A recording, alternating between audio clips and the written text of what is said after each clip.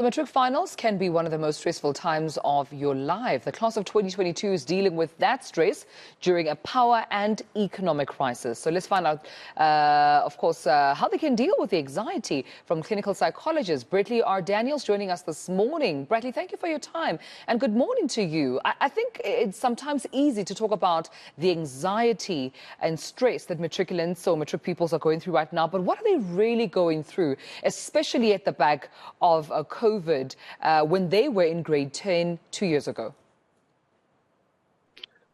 Tumelo, thank you for having me on this morning. And, I'm so touched by that piece that you just played. And I think we hear on every sort of media outlet, we hear sort of talks about, this matric class is a special class because they sort of saw the start of COVID and that's what they had to work through over the last 2 years. But we don't ever really talk about unpacking it. So yeah, a couple of things that particular class also could be confronting as well.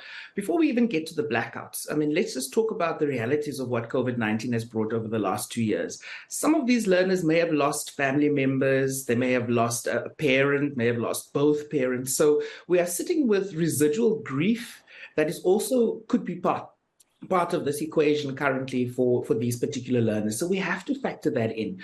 If we add into it, just the sort of socioeconomic realities of South Africa currently with load shedding. And I remember seeing a piece sort of just before the exam started where the Department of Education sort of made very light of the fact that, load shedding is something that the education system would be able to work through. But the reality, as we just saw from that piece, is that learners now have an additional stress factor that they need to almost be able to hold, which is, back in the day, we could just talk about, have a good study timetable, make sure that you have 3 to 4 sessions of study time during the day. However, now, also with the unpredictability of load shedding, that study timetable almost goes out the window quite quickly.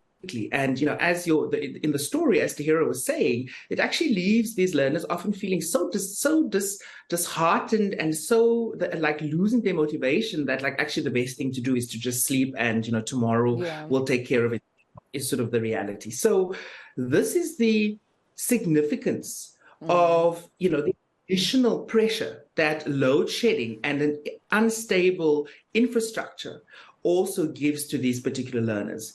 And, for me, what I would like for us to achieve this morning is to be able to give some tools to be able to help these learners to get through life as it is. Because we could sit here all day and talk about all the things are doing wrong, so the tool that I think is going to be most useful. And just before we get to those tools, Bradley, if you may allow me to interject there, I want to throw to what the Basic Department's Minister eNCA Motshekga had said to learners, actually saying that during load shedding, she advises that they must rest. Let's listen to the Minister and then we'll come back to your recommendations. This is the biggest group of matriculants. That's why she said again. So Chutiniani represent our umuntu. Money was wesong. Angit. Yananizo angit. Awufuna ubizwa ifail ka 2022 angit. Abantu bathi matriculant ka 2022. Ufela mo. Athi hard work, athi sacrifice, athi persevere. Namasozu to cartel we have villa. Hama bona timali load shedding wa phumula highlighter abona bona pilo ra buila ke o champela ona so sky thonya mabona re ha tima wa phumula.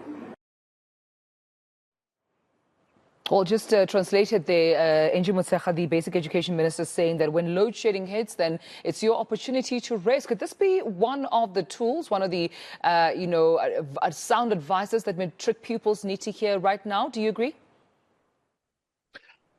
Well, I'm going to make this work this morning because, as I was saying before we had the insert, unfortunately, we have to work with life as it is. So the practice of mindfulness is the practice of staying in the here and now without judgment, means that we work with things as they are. So the reality is that the power cuts are going to be around for some time to come, and certainly during the duration of this particular exam period. So what I would say is that parents and educators need to support the learners in terms of teaching them adaptability, to be able to adapt to life as it is changing while keeping their grounding. So in other words, that will require some planning. But we also then need to take care of the anxiety that may come from changing conditions. And so what we can do is to be able to support our children in terms of letting them know that their feelings are valid. They probably would feel quite discouraged. They would feel quite stressed, quite anxious under normal circumstances without load shedding. So really, the best recommendation I can give to parents or those supporting learners in matric at this point in time is to almost just strengthen their hearts, if I could put it that simply, strengthen their hearts and bring them some calm in the sense of, this is not the end of, so this is not a sort of end of your life kind of exam. It's an assessment. It's an assessment that gets you ready for the next phase of your life. And, all that really is required from learners is to really bring their best forward under the reality of the circumstances. As we saw from that story with Tahira, the sense I get is that she really has brought her best foot forward with the realities of load shedding and the realities of whatever they find in that particular household. So I think that is a really strong tool to be able to share with learners, as well as we've spoken about resilience during COVID-19. So let's not forget some of the skills we learned during that phase of COVID-19, because those skills are not just for matric exams, they are for the rest of your life. So, so it's very basic things. And I also just wanted to make sure that, everyone understands that mindfulness is an easily accessible tool. It's a tool that can be accessed by everyone.